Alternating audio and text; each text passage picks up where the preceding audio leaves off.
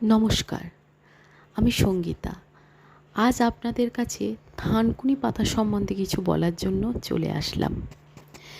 থানকুনি এক ধরনের বর্ষজীবী লতা। অঞ্চলভেদে এটিকে কোথাও টেয়া, কোথাও তিতোরা, কোথাও থানকুনি ইত্যাদি নামে পরিচিত।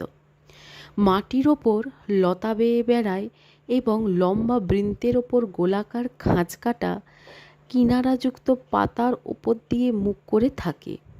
ফুল খুব ছোট ও ঈষৎ লাল আভাযুক্ত। ব্যবহার করার অংশ: এই থানকুনি গাছের পাতা পুরো গাছটাই ব্যবহার করা হয়। কোন কোন অংশ কিভাবে ব্যবহার করা হয় তা জেনে নিন। 1. রক্তদোষে থানকুনি পাতা জলসহ সেদ্ধ করে কাত বের করতে হবে। তারপর 1 কাত মধু অথবা চিনি সহ খেলে উপকার পাওয়া যাবে ও রক্তদোষও ভালো হয়ে যায়। 2 নাম্বার, আমাশয়ে প্রতিদিন দোতলা পরিমাণ রস খেলে 2 সপ্তাহের মধ্যেই আমাশয় ভালো হয়ে যাবে।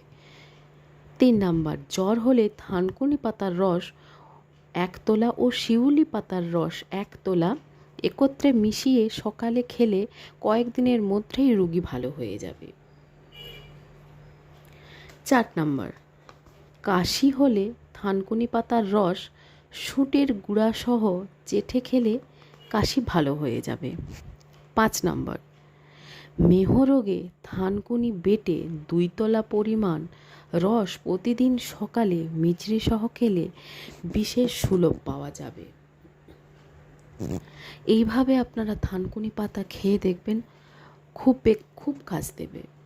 কারণ এটা আমি নিজে করে দেখেছি, খুবই কাজ দেয়। আমাকে বিশ্বাস যদি করেন তো এই পাতা আমি যেই টিপসগুলো দিচ্ছি আপনারা ফলো করবেন, অবশ্যই কাজ হবে। কাজ না হলে আমায় কমেন্ট করে